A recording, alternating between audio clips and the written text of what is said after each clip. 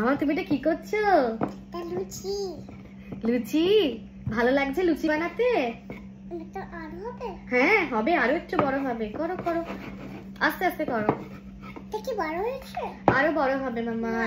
আমি ছোট চাই। আর একটু বড় করতে হবে, নাহলে কিন্তু হবে না লুচি।